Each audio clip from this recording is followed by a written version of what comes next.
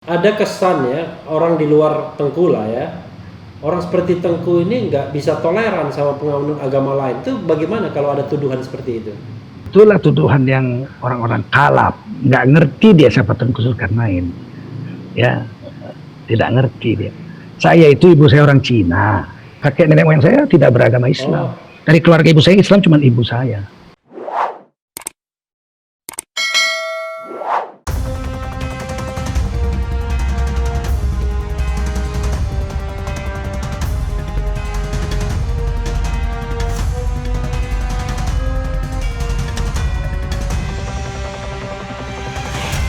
Kan kita orang Sumatera, ngomong kan nggak perlu basa-basi, terang-terang aja. Tapi saya hormat. Artinya Bang Taufik Kimas makanya orang Sumatera nggak bisa berkuasa karena ngomongnya selalu terus terang. Nggak apa-apa, nggak penting kekuasaan, nggak penting kekuasaan. Yang penting ide-ide keagamaan itu bisa menjadikan negeri Indonesia ini negeri yang religius. Walaupun berpancasila, tapi religius. Bukan negara Islam, tapi negara yang religius. Yang menjamin tiap warga negaranya untuk menjalankan agamanya 100%. Agama apapun dia. Mau Hindu, mau Kristen, mau Islam. Nah sekarang kan kami tertekan. Pakai cadar dibilang radikal, pakai celana cingkrang dibilang radikal. Nggak mau salaman sama perempuan dibilang radikal, macam-macam. Loh, apa sekarang ada corona semuanya pakai cadar sekarang. Nggak salaman, nggak kita bilang mereka itu radikal. Allah Maha Kuasa ya. Tapi kalau saya lihat ya, baru-baru ini Tengku ketemu dengan Habib Rizik ya. Kapan itu? Saya kalau setiap umroh itu Januari, Februari pasti jumpa 2 kali dengan Habib Rizik. Januari saya umroh, balik, Februari saya umroh lagi. Karena itu musim dingin. Saya umroh itu setahun 2 kali di musim dingin. Jadi saya pasti ketemu dengan beliau. Kenapa harus musim dingin? Saya suka dingin kan. Kalau panas saya kurang suka ya. Saya kurang nyaman. Baru-baru ini kapan? Akhir 2019 ya? Iya, tahun ini 2020 bulan Februari. Waktu itu sudah ditutup umroh, jemaah satu-satunya yang lolos pesawat saya. Jadi itulah terakhir. Karena itu sudah enak sekali tawaf sama nggak ada orang. Ya sudah lockdown ya. Bisa berkali-kali cium Hajar Aswad ya. Ya kalau itu mudah saya. Walaupun ada 2 juta orang, kalau saya cium Hajar Aswad, kalau saya mau tidak pernah tidak berhasil. Dan tidak perlu dorong-dorong orang. Cukup 2 rakaat sholat, khatamkan Quran dulu 30 juz, 2 rakaat sholat. Saya doa, ya Allah saya mau cium. Jalan aja lurus, dibuka semua orang. Orang membuka diri. Belum pernah saya rebutan. Berapa kali itu pernah Tengku lakukan seperti itu? Saya tidak setiap tahun saya cium, tapi kadang-kadang ada kerinduan, kepingin gitu. Saya kalau kepingin. Berapa kali pernah? Waduh, banyak kali. Nah, maksudnya yang saya sholat 2 rakaat. Setiap mau cium saya sholat. Saya khatam Quran dulu. Saya khatam Quran dulu 30 juz. Kemudian saya sholat 2 rakaat habis subuh. Terus saya jalan menuju Hajar Aswad. Biasanya kalau orang lagi berebutan tuh saya bilang, Suaya. Mereka lihat saya, mereka minggir, saya cium sendiri. Habis saya pergi orang tuh rebutan lagi. Biasanya pakai 2 rakaat sholat begitu. Saya belum pernah ceritakan ini loh. Ini baru sama Bang Rafli aja ceritain. Pakai 2 rakaat sholat, pakai khatam Quran 30 juz. Sholat apa? Sunnah mutlak? Ya, sholat hajat aja minta tolong mudahkan aja. Oke. Kalau saya rebut-rebutan. Malah ihramnya rebut-rebutan sama orang India atau orang Sri Lanka. Hampir hilang ihram saya. Ustaz, apa yang dikatakan Habib Rizik terakhir mengenai kondisi tanah air? Biasa saja. Yang penting kita kan tetap konsisten untuk berdiri pada kebenaran dan membela agama. Jangan bilang agama nggak perlu dibela.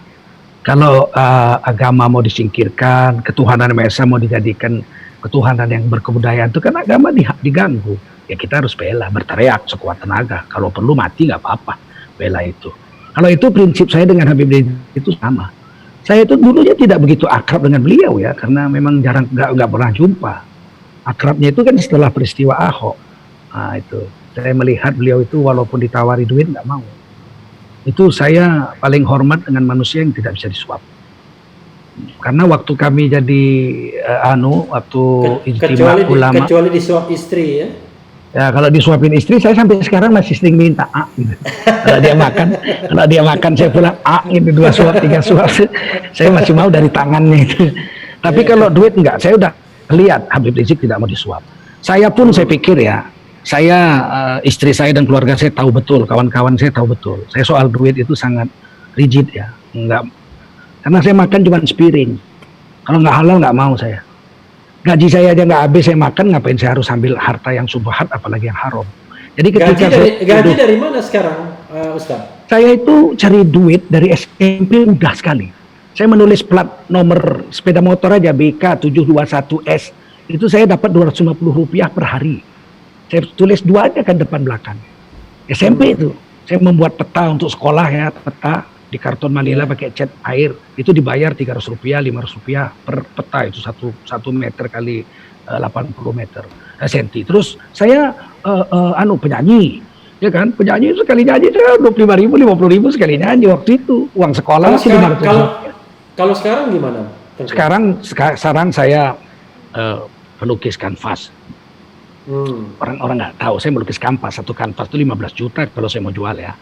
Terus saya penasehat halal untuk slaughtering di Perth, Australia. Terus saya itu penasehat. Saya pernah jadi direktur utama LP3I, Lembaga Pengembangan Profesi Indonesia. Saya direktur utamanya, tinggal di Pondok Indah. Terus saya pernah jadi direktur keuangan 7 tahun, perusahaan yang bonafit lah. Sekarang saya pemeriksa keuangan di Bank Syariah Riau. Dan saya ada di perusahaan besar juga untuk penasehat atau auditornya juga di bidang syariah. Apalagi sorry.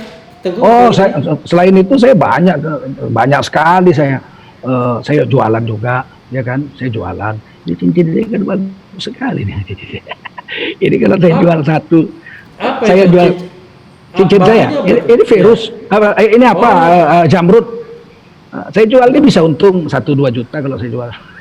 Saya banyak sekali kalau cari duit, dan saya punya kebun. Kan kami orang Sumatera, kita punya kebun. Kebun apa? Kebun sawit. Kebun sawit, ya kan, kebun banyak lah, kita punya kebun lah. Maksud saya alhamdulillah. Kalau begitu jadi, kan berjuang tenang tuh Tengku. Kalau ya, saya nggak makan uang ceramah. Waktu saya mau nikah dengan istri saya ini, insinyur teknik kimia Universitas Sumatera Utara, beliau dosen di swasta. Nyonya masih kerja sekarang? Enggak? Nah, begitu nikah saya minta kita pilih salah satu. Kamu berhenti jadi dosen atau saya berhenti jadi dosen? Nah, dia bilang kalau saya berhenti, kalau kamu berhenti, saya tidak makan kalau kamu nggak makan. Jaminannya begitulah. Dia bilang siaplah bang, saya berhenti, saya kerja, kamu nggak usah kerja. Kamu baca Quran, urus anak, urus rumahnya, urus saya. Satu hari istri saya itu 6-8 juz baca Quran. Insinyur teknik kimia, sekarang penghafal Quran. Dan saya bahagia dengan itu. Perjanjian kami waktu nikah, kata istri saya, jangan beri saya makan uang ceramah. Coba siap, saya akan bekerja. Maka ketika saya pensiun dari dosen, kemudian saya katakan gaji pensiun tidak cukup, cuma 3,7 juta. Tapi saya masih bekerja di swasta. Saya masih banyak sekali pekerjaan saya lah. Banyak sekali. Kalau saya ceritakan nanti dibilang sombong kan gitu. Kita pokoknya nggak mau kamu ceramah lah. Ceramah itu cuma kewajiban agama. Tapi dengan sikap kritis kepada pemerintahan tidak mengalami kesulitan. Biasanya kan orang kalau udah kritis dan pemerintahan, perusahaan-perusahaan pada nolak itu, pada menjauhi gitu. Ada pernah mengalami hal seperti itu, Tengku? Waktu Pak SBY itu saya sangat kritis. Khutbah-khutbah saya itu sampai diambil oleh Pak Din Samsudin di Menteng, ya, di masjid saya di Menteng di Al-Hakim. Itu diambil, dia dengar keras sekali. Tapi Pak SBY nggak pernah ganggu saya. Artinya saya tetap ceramah di Garuda Indonesia, di Telkom, di PLN, saya ceramah di BUMN, ya kan. Tapi setelah Pak Jokowi ini, itu semua berhenti. Ditulisin surat tidak boleh. Garuda Indonesia itu 20 tahun saya ceramah. Diganti direktur Garuda Garuda Indonesia itu saya langsung ditulisin surat tidak boleh ceramah. Begitu dia di BUMN, begitu juga di Telkom. Yang hebatnya sampai bank-bank swasta itu, bank-bank asing itu ditulisin surat nggak boleh saya ceramah. Artinya saya ini dipikir mereka mungkin saya makan itu dari uang ceramah. Belum pernah saya mengalami rezim seperti ini. Zaman Ibu Mega saya keras juga, protes juga kalau yang salah. Tetapi saya nggak pernah dihalangi dakwah ceramah di gedung-gedung BUMN dan gedung-gedung pemerintah, gedung-gedung bank-bank swasta. Yang oleh zaman Pak Jokowi inilah saya itu dan kawan-kawan itu dicoret. Seolah-olah saya musuh negara. Saya bukan the enemy state, saya bukan musuh negara. Saya cinta NKRI. Kalau saya nggak senang dengan kebijaksanaan pemerintah, kenapa saya harus dicoretin dari bank-bank swasta, ditulisin surat sampai ke Freeport? Saya kan serama ke Freeport, dilarang ditulisin surat, nggak boleh. Emang negara ini kalian punya? Kan saya bisa ngomong gitu. Nenek moyangmu yang punya. Kok semua mau kau larang-larang? Kalau Tapi saya nggak peduli. Kalau ini Medan banget nih, Medan betul Ya. nih.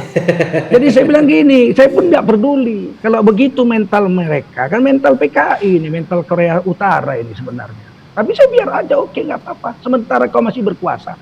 Sampai seberapa lama inti berkuasa? Dakwah saya jalan terus.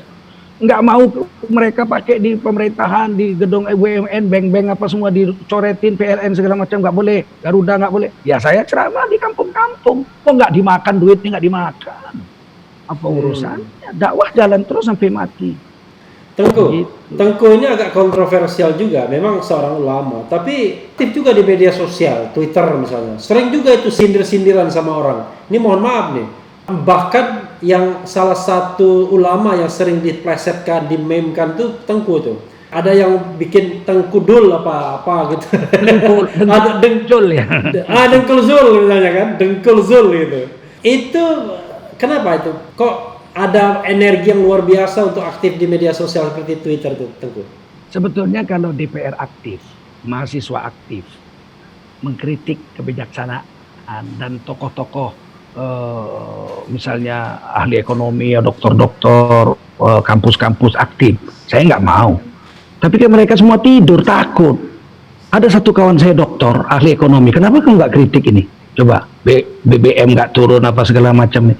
Nanti aku dipindahkan ke Papua, aku kan pegawai negeri.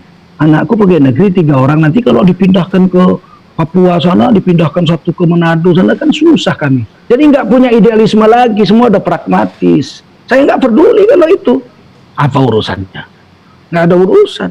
Masa kebenaran itu, kalau memang yang mempunyai tanggung jawab, mahasiswa, partai politik, anggota DPR RI, siapa lagi itu, ahli-ahli, misalnya ahli ekonomi, ahli pertanian itu bicara, kami urus agama aja.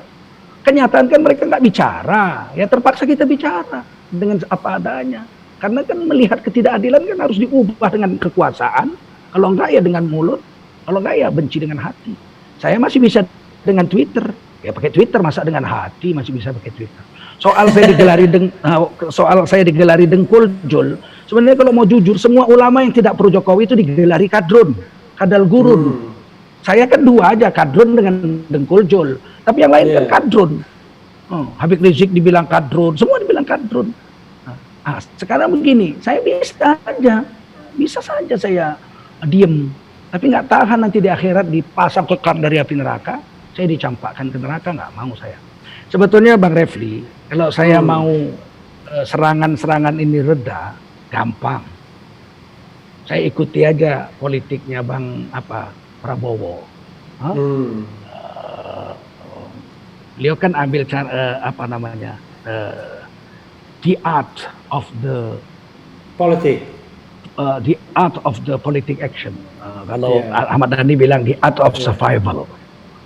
Begitu Pak Prabowo gabung dengan Pak Jokowi, itu caci maki anak Cina, jenderal pecatan, macam-macam itu hilang, sirna sekarang, adem.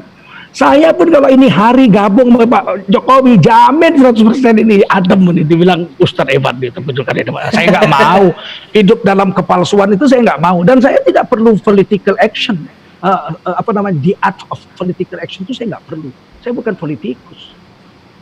Tapi kecewa nggak sama Pak Prabowo yang bergabung dengan pemerintah? Tidak. Justru Kenapa Pak Prabowo itu cerdas. Ya pertama, beliau itu menunjukkan menteri terbaik itu dia. Dari semua menteri kinerja yang terbaik semua harus diakui, Pak Prabowo terbaik. Artinya dia layak jadi presiden. Kalau cerdasan dia pun dari presiden yang sekarang.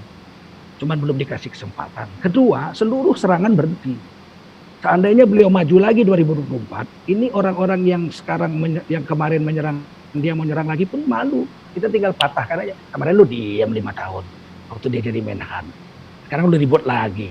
Berarti kan lu sebenarnya nggak rasional, emosional. Lu hanya milih apa menyerang orang karena nggak perlu kamu. Tengku, kalau Pak Mudah Prabowo nyalon lagi di 2024, Tengku masih dukung? Ya lihat lawannya.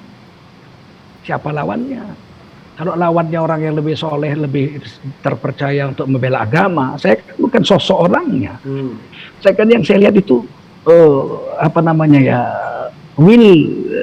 keinginannya untuk menjalankan agama di Indonesia, paling tidak di negara Pancasila ini, jangan dihalang-halangi orang beragama. Sebab kan ada perang tiga ini, ada sekuler, ada religius, dan ada komunis. Jangan dibilang nggak ada komunis. Dipka Ciptaning masih mengakui orang-orang komunis itu masih ada.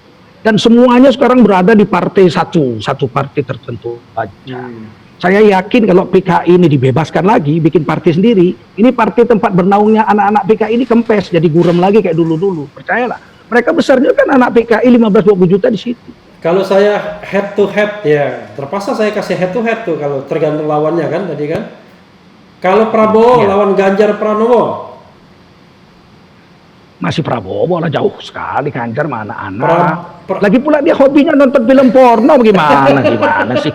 Mana boleh orang yang sudah ngaku hobi nonton film porno jadi pejabat. Prabowo tidak berketuhanan Maha. Prabowo melawan Ridwan Kamil.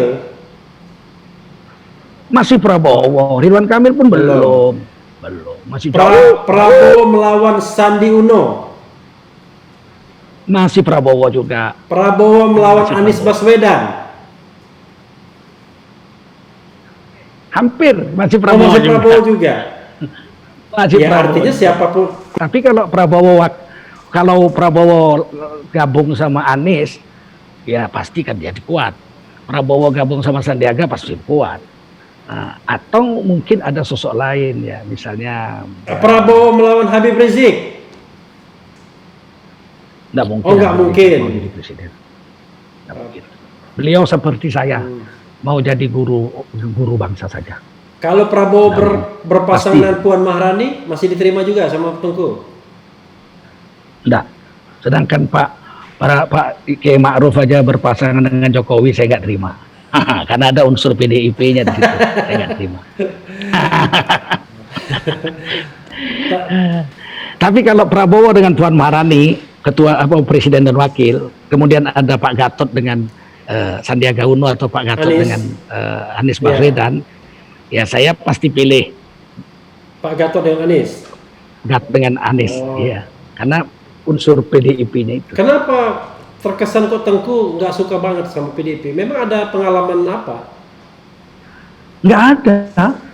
Saya memandang aja dengan jujur, belum pernah PDIP ini konsisten dan greget membela kepentingan agama, belum ada. Coba sebut satu aja, nggak ada. Tengku milih partai mana pemilu 2019? Ada dong. Pasti ada dong. Pasti yang jelas bukan PDI jelas. Dan bukan P3. 30 tahun saya membela P3. Tapi kemarin saya meninggalkan P3. Bukan juga PKB pasti kan? Kalau PKI tidak. Ya, PKB, waktu zaman Gus Dur pilihannya kan paling kalau nggak PAN PKS kemarin kan? Tidak juga, ada nasionalis kan, ada juga yang nasionalis. Ya tidak juga. Saya milih Gerindra kalau untuk nasionalis, tapi kalau untuk agama tahun ini saya pilih. Saya sengaja nggak nyebut. Untuk agama ya. Saya sengaja nggak nyebutkan Gerindra.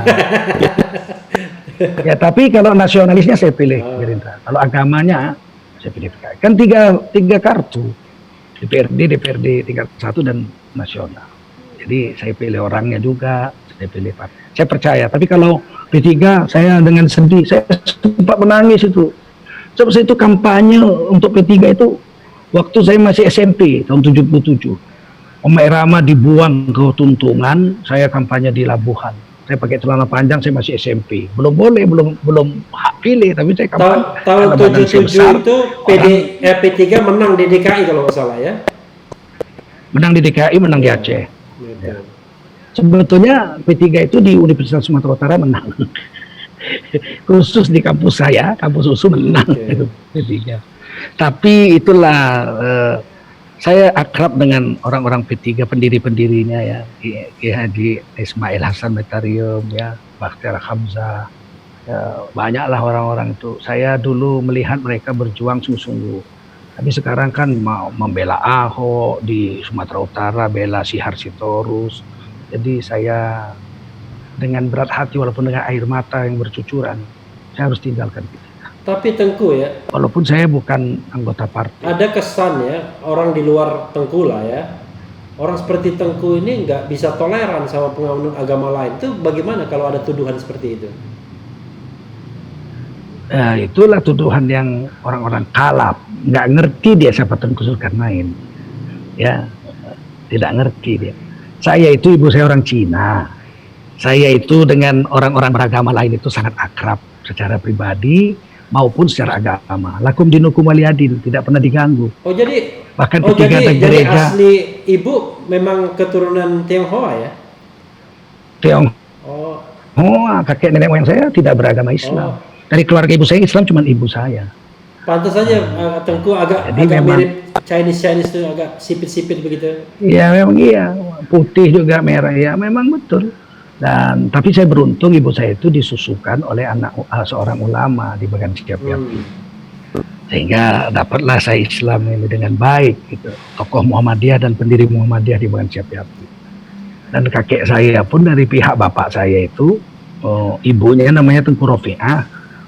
Bapak dari Tengku Rofi'ah itu mufti di Kerajaan Delhi, ya, Kadi Besar Kerajaan Serdang, ya. Tuan Kadi Besar Kerajaan Serdang. Jadi saya itu memang dari lingkungan agama, walaupun bapak saya sekolah Belanda, kakek saya seorang dokter, sekolah di Nederland juga, adik kakek saya juga seorang dokter, adiknya lagi seorang master, sarjana hukum dari Nederland, tapi kami tidak pernah meninggalkan agama. Jadi kami bukan orang-orang tidak berpendidikan. Ibu saya sekolah di Singapura, tapi ya agama tidak boleh ditinggal begitu. Bagi saya setelah saya ikut di Mata Tabligh tahun 88, orang lain agama itu saudara saya. Karena dia belum diberi Allah hidayah. Kalau enggak masa saya keliling dakwah sampai 36 negara. Kalau saya benci dengan orang itu. Enggak benci saya. Silakan tanyalah di kampung saya tinggal di Buaran tuh. Di Buaran tuh banyak orang-orang Tionghoa. Semua sama saya kalau jumpa baik. Bahkan saya sewa rumah saya, kontrak rumah saya itu orang-orang Tionghoa ikut membayari. Di Jakarta itu kan saya di Jakarta nggak punya rumah, saya masih kontrak. Kontrak rumah saya itu orang Tionghoa ikut membayari. Mobil saya itu saya beli di kantor itu ketika saya beli mobil, bos saya itu orang Tionghoa, tidak Islam, itu bantu duit 60 juta untuk beli mobil saya, bukan tanggung-tanggung. Kalau saya dengan orang-orang lain agama itu ekstrim, radikal, masa mereka mau ngasih duit untuk beli mobil 60 juta? Menyewakan rumah saya ikut bayar. Itu yang Chinese Christian ya, apalagi yang Chinese Buddhis, mereka tahu betul itu dengan saya, tidak pernah saya ganggu mereka. Bahkan ada ketika di Tanjung Sari, di tempat saya di Medan ini, ada gereja mau dihancurkan oleh pemuda-pemuda situ. Saya datang, saya katakan, kenapa kalian buat gereja, kan nggak ada orang Kristen. Kami pindah-pindah Pak, ada 5 gereja kami, jam 8 di sini, jam 10 di sana. Saya bilang jangan begitu, kalau kalian mau buat karena 5 minggu sekali aja. Minggu pertama di sini, minggu kedua sana, minggu ketiga sana, minggu keempat, minggu kelima balik lagi. Saya jamin kalian boleh di sini beribadah. Walaupun nggak ada izin di gereja, kan 5 minggu sekali. Kayak kami ngaji juga, majelis taklim gitu kira-kira. Nangis itu dokter itu. Terus saya bilang gimana? Dia bilang bagaimana dengan anak-anak muda? Saya yang urusan itu urusan saya. Asal kalian tidak setiap hari Minggu. Karena kalian punya 5 gereja, ya bikin aja minggu pertama, minggu di sini minggu pertama. Nanti minggu kelima balik lagi dia sini. Salaman, saya jumpa kawan-kawan. Berikan mereka kesempatan setiap 5 minggu sekali di sini. Walaupun ini dianggap sebagai gereja, wiritan. Halo, ya. Seperti kita wiritan aja. Oke, nggak ada masalah di Tanjung Sari ini. Ya. Tengku, Jadi kalau dibilang saya ekstrim dengan agama lain, nggak pernah ganggu. Tengku, Belum pernah saya ceramah. Gara-gara saya ceramah, orang marah-marah dengan agama lain, bakar gereja, bakar kuil. Tengku terakhir ini, Ceramah saya itu ada ratusan. kalau di Twitter tuh sering sekali itu berjawab sama Yunarto Wijaya ya. Saya sih nggak baca, cuman beberapa kali saya tahu itu ya. Itu kenapa? Ya, Yunarto jarang komen. Kalau komen ya saya balas karena kan kelasnya kelas yang pantas dijawab. Dia bukan akun palsu. Kalau akun palsu saya nggak mau jawab. Tapi kalau akun real saya kadang-kadang jawab. Ya kenapa? Karena dia apa namanya ya, berani tampil dengan dirinya. Dia bukan nggak pakai topeng. Dia bukan orang palsu. Saya akan jawab seperti ketika rupiah menguat. Apa tuh Kujul diam aja? Ya saya bilang, menguatnya karena apa? Karena Amerika sedang kena corona atau apa, kan saya jawab. Sekarang kan nyatanya rupiah anjlok lagi dari semua mata uang Asia Tenggara, mata uang RI hancur. Saya jawab gitu. Pernah yang paling lucu itu jawaban karena beliau orang Tionghoa, saya orang Tionghoa kan. Dia bilang gini, jadi begini kata Koh Yunarto gini, Koh Nain, kenapa perutnya gede? Kan saya pakai jubah besar, perut saya tidak buncit. Istri saya yang tahu. Terus kenapa perutnya gede? Terus saya jawab, ini agak menghina ya ke badan kan, nggak boleh kan. Tapi saya jawab dengan halus.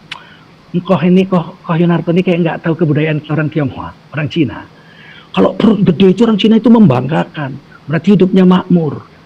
Yang paling jelek itu, yang paling hina itu orang Tionghoa kalau kepalanya botak.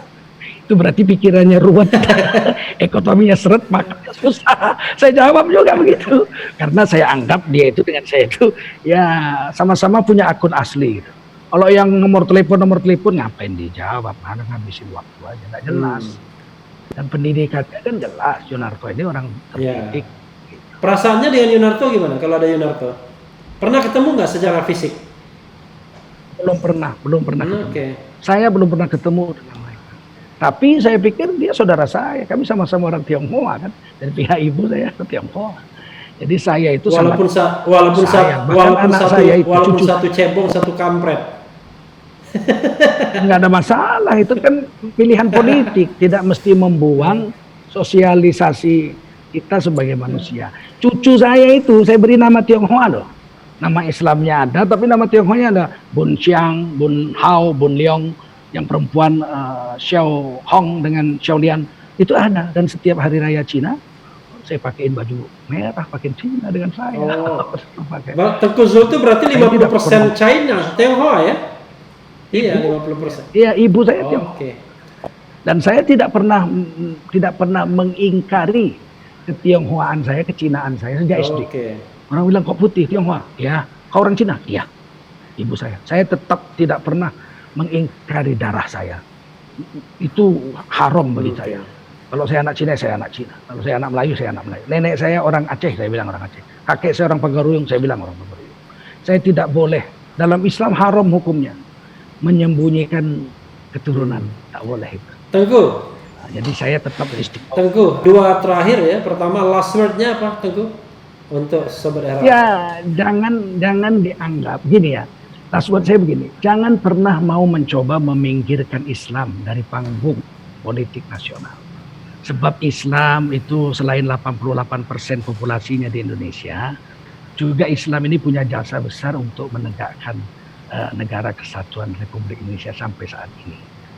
Yang kedua, jangan hina agama saya. Sebab menghina agama saya itu berarti memastikan saya harus maju walau harus mati di tengah jalan untuk mempertahankan agama saya. Dan ketiga, jangan pernah ragukan Tengku Zulkarnain bertoleransi dengan agama lain. Sebab 14 abad yang lalu sudah diberitahu lakum dinukum waliyadin. Biarkan mereka dengan agama mereka, kita dengan agama kita. Tapi jangan campur-campur. Karena di Pancasila Undang-Undang Dasar 45 juga bilang menjalankan agama garis miring kepercayaannya masing-masing. Bukan campur-campur, masing-masing. Jadi kalau ada orang selawat-selawat di gereja, saya nggak suka. Itu campur-campur. Bukan melaksanakan ajaran agama secara gotong royong ya. Nggak ada. Apa itu? Ya, agama masing-masing. Nah gitu. Tapi tidak kita ganggu. Saya pernah bertetangga dengan dosen USU juga, agama Nasrani. Dia bakar anjing. Bulunya pun bau sampai saya muntah-muntah orang sebelah rumah. Saya buka jendela, saya menjerit saya. Hui, saya bilang kan kawan ya. Jangan dibakar. Aku muntah bau bulunya, dimatikannya. Terus dikuliti sama dia dibuat. Besoknya jumpa saya. Maaf ya Tengku ya, saya tadi malam membakarnya. Ya saya sampai muntah-muntah bau asap bulunya dibakar begitu. Saya bilang di kulitnya aja, dibuang kulitnya. Dia ketawa-ketawa, ketemu sama saya biasa aja. Orang memang dia Nasrani boleh makan anjing, saya Islam tidak boleh kok. Masa saya gara-gara itu harus bermusuhan? Tidak, tapi saya boleh protes dong. Masa bulunya dibakar, saya sampai muntah-muntah. Asapnya masuk ke kamar tidur saya. Orang rumah kami sebelah-sebelahan.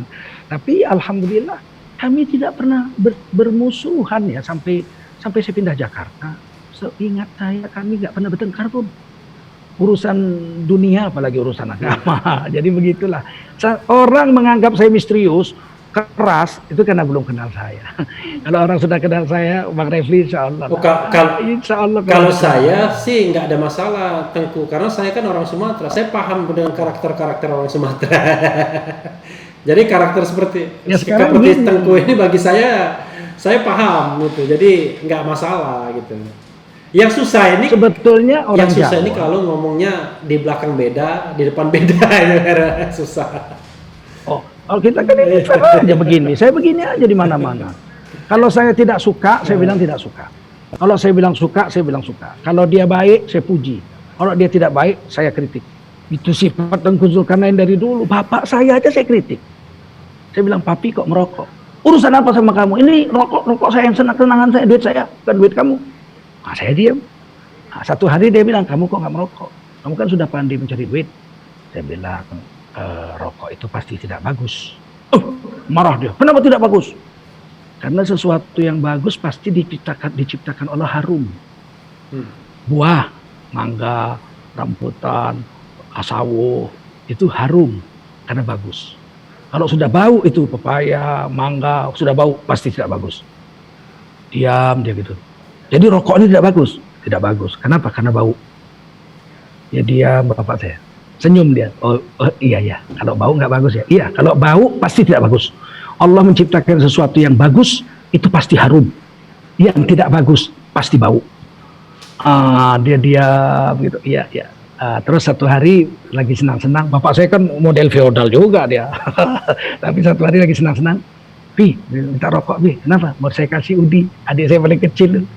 Masih SD kelas 2 atau kelas 1. Minta rokok, mau saya kasih Udi untuk bekal dia sekolah. Kamu bagaimana? Loh, kalau ngerokok bagus, anak kecil lu nih dikasih. Merah mukanya. Mukanya merah. Dia bilang, iyalah ya, kau benar lah. Memang ngerokok nggak bagus lah. Katanya. Jadi kalau nggak bagus, saya tetap protes. Meskipun dengan cara yang, kalau orang tua ya, dengan cara yang sangat di bawah gitu. Apalagi ibu. Kalau ibu saya salah pun nggak berani protes. Kalau ibu beda. Dan kalau bapak saya masih berani. Kalau ibu saya tidak berani protes. Cuman ibu saya tahu. Kalau saya nggak suka itu katanya wajah saya berubah. Jadi ibu saya bilang, kamu nggak suka ya? Enggak, masa nggak suka sama uminya? Mesti ada salah umi yang kamu lihat di matamu. Enggak, jangan bohong aku. Bilang aja. Umi nggak marah. Kalau Umi lain memang. Saya kalau sama Umi minta gendong pun saya gendong. Ibu saya naik haji tahun 97 naik kapal terbang. Hari pertama dibuka kuota tutup. Saya permisi dari kampus. Saya susul ibu saya jalan darat. Dari Medan, Tanjung Balai naik kereta api nyebrang ke Selat Malaka sampai Kelang ke Malaysia. Saya jalan darat 4,5 bulan untuk mendapatkan ibu saya di Mekah naik haji. Sehingga ibu saya turun, udah saya urusin sampai ibu saya pulang. Baru saya menyusul pulang lewat jalan darat. Kalau ibu saya nggak ada, tidak ada reserve. Orang menghina ibu saya pasti saya terkam. Tidak ada kompromi kalau ibu saya. Ini manusia paling hebat di mata saya setelah Rasulullah. Kalau yang lain bolehlah dia, tapi kalau ibu, jangan coba-coba. Istri, jangan coba-coba. Nyawa saya tercabut bela istri, oke, nggak apa-apa. Sebab saya laki-laki. Istri itu ar-rijalu qawwamun 'alan nisa. Istri saya itu harus saya manteli, nggak boleh diganggu. Tapi setelah ibu ya istri. Kalau suruh pilih ibu dengan istri, saya pilih ibu. Tapi sekarang ibu saya sudah wafat, istri, tidak boleh. Yang lain boleh, dia hina saya 1000 kali sehari, oke, nggak ada masalah. Tapi kalau istri atau ibu saya terkam pasti. Nah, itulah Bung Rafli. Saya jadi teranyuh juga. Karena saya baru kehilangan ibu tahun lalu. Masya Allah. Ibu saya susul jalan darat. Sampai di sana ibu saya lihat saya, dia nangis. Jumpa di Masjidil Haram dengan 2 rakaat sholat. Saya bilang tadi malam ibu saya mendarat, sekarang pasti kalau nggak sedang sawaf, sedang sa'i. Saya cari di tempat sa'i, ada 5 orang. Al-Mabrur Medan. Saya tanya, nggak kenal ibu saya, baru 5. Berarti sisanya masih tawaf. Saya sholat 2 rakaat di tempat sa'i. Ya Allah, di padang mahsyar miliaran orang ketemu. Yang berutang harus bayar utangnya. Yang zalim harus bayar kezalimannya. Hari ini saya mau jumpa ibu saya atas perintahmu. Wabil walidaini ihsana. Tunjukin. Saya jalan ketemu ibu saya batal di putaran ke-6. Mau buang air kecil keluar masjid. Saya mau turun tempat sa'i, tempat tawaf, ketemu dia panggil nama kecil saya, Nain. Nain mesti ibu saya. Tidak ada orang zaman itu berani manggil saya Nain. Mesti panggil Pak Jul atau Pak Tengku. Nain mesti ya, ibu saya. Saya lihat ibu saya peluk. Saya bilang sama mahasiswa yang menjaga itu, kamu pulang, urus yang lain, ibu saya urus sampai pulang. Sampai sebegitunya, dan saya yakin betul itu. Kalau perintah Allah saya kerjakan, mesti Allah memberi jalannya. Itu karena kenapa disusul begitu, Tengku? Tahun 9 berapa tahun tadi? Ibu saya nggak punya mahram kan, bapak saya sudah wafat. Bapak saya sudah wafat. Ibu saya daftar haji, hari begitu daftar langsung tutup hari itu juga. Jadi dia pulang, dia bawa kertas, saya sudah terdaftar haji tahun depan naik kapal terbang, kloter terakhir. Tahun 79 itu, tahun berapa? Oh, 97, oke. 97. Saya katakan, Ibu, Umi, mundur aja tahun 98, saya kumpul duit, saya daftar. Sama-sama dengan saya, mahramnya. Dia bilang, tahun 98 sudah mati saya. Betul, Ramadan 98 beliau wafat. Kalau dimundurkan nggak naik haji, Bu. Terus saya diam, saya istiqoroh, saya bilang saya bervisi dari masjid-masjid, kemudian saya menghadap rektor 2 USU. Saya minta diberikan izin pergi dengan meneliti bahasa India dan Bangladesh. Saya dikasih tape recorder, dikasih persiapan, bahkan dikasih duit oleh PR2 waktu itu, pembantu rektor 2. Karena beliau murid saya kan, kalau Al-Quran, kalau agama. Tapi dari segi pangkat, saya dosen di USU sastra, saya anak buah beliau. Tapi itulah, saya berangkat dan ketemu, dan ibu saya pulang, saya urus, baru saya pulang. Alhamdulillah, tidak ada kesulitan apa-apa. Waktu itu Tengku naik jalan darat ya? Jalan darat, saya dari Medan naik kereta api 4 jam ke Tanjung Balai Asahan. Dari Tanjung Balai Asahan saya naik boat Pongpong itu 10-11 jam ke Kelang. Dari Kelang saya naik kereta api ke Kuala Lumpur. Dari Kuala Lumpur saya mulai naik bus ke Bangkok. Kemudian saya menyeberang Burma. Kemudian saya Bangladesh. Bangladesh itu naik kapal laut, jalan darat, naik kereta api, naik bus, naik sampan, pernah mendayung 4 jam. Sampai India, Pakistan, terus sampai ke Mekah. Berapa lama? Alhamdulillah 4,5 bulan. Ibu naik haji di Mekah berapa lama dia? Ibu kan naik haji tahun 97 dia. 1 tahun sebelumnya saya udah duluan pergi. 96 saya udah pergi. Oke. Jadi ketika ibu saya mendarat, saya sudah di sana. Oke, I see. Ya, karena tanpa muhrim tadi ya, karena itu duluan ya. Oke. Mau naik pesawat? Jadi terakhir saya pesan. Naik pesawat nggak ada uang waktu itu. Kok jalan darat? Bukan, ada uang saya. Masalahnya kan daftar haji itu hari pertama buka langsung tutup. Pak Harto kan ada antrian.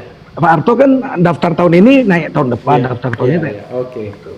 Jadi saya harus naik lagi tahun 97, naiknya 98, daftarnya 97, nggak mungkin. Ibu saya nggak mau mundur. Saya jaga jalan darat. Nah, jadi kesimpulan terakhir, terakhir saya bilang, terakhir kalau Pak Jokowi dan kawan-kawan yang berkuasa sekarang tidak mengganggu agama, artinya adil lah dalam urusan agama sesuai dengan Pancasila 45, saya diam. Itu aja. Bahkan saya bela, gitu. Tapi kalau masih seperti sekarang, penghina agama dibiarkan, nggak ditangkap, terkesan dilindungi, saya tetap oposisi sampai berubah. Tapi kalau ada kebijaksanaan yang baik, seperti kemarin tidak mengirim surat presiden untuk RUU HIP, saya hormat, saya katakan terima kasih, gitu. Dan kita bela.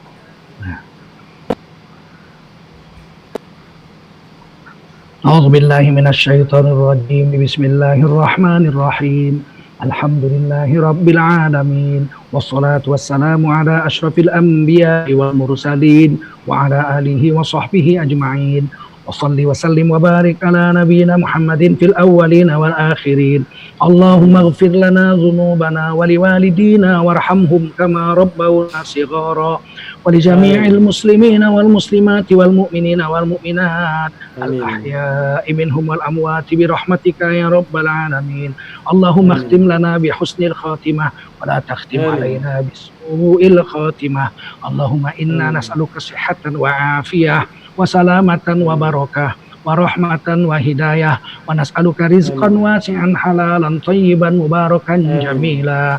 Rabbana taqabbal minna du'aana wa hajatana wa tammim taqsirana bi rahmatika ya arhamar rahimin. Rabbana atina fid dunya hasanah wa fil akhirati hasanatan wa qina adzaban nar. Wahfazna minal bala wal waba ya arhamar rahimin. Sallallahu wasallam ala sayyidina Muhammadin nabiyil ummi wa ala alihi wa sahbihi ajma'in. Subhana rabbika rabbil izzati amma yasifun wa salamun alal mursalin walhamdulillahi rabbil alamin. Qabbalallahu minkum. Waalaikumsalam warahmatullahi wabarakatuh. Makasih Tengku. Ya, itu tadi sobat era sekalian perbincangan dengan Tengku Zulkarnain ya. Karena sama-sama dari Sumatera, bagi saya gampang untuk bicara dengan beliau ya. Jadi kadang-kadang orang tuh terlihat keras, tapi ketika kita ajak ngobrol ya bisa kita tahu jalan pikirannya, bisa keluar semua ya. Kadang-kadang di negara ini tidak bisa menerima sebuah kritik-kritik keras, padahal kalau dicerna kritik itu bentuk kecintaan orang ya terhadap sesuatu, dan kita berharap bahwa pemerintahan itu berjalan secara baik. Karena kan kita menginginkan negara ini baldatun thayyibatun wa rabbun ghafur, bukan negara yang dipenuhi para koruptor dan para pencoleng, apalagi free riders ya di seputar kekuasaan. Nah, yang penting tetap di channel ini, karena di channel ini Anda akan dirayu, ditipu, dibaperan, dicecar, diuber pula di jalur khusus. Karena channel ini adalah channel yang mengancam, memeras dan membenci. Jangan lupa subscribe, like, comment and share. Ciao.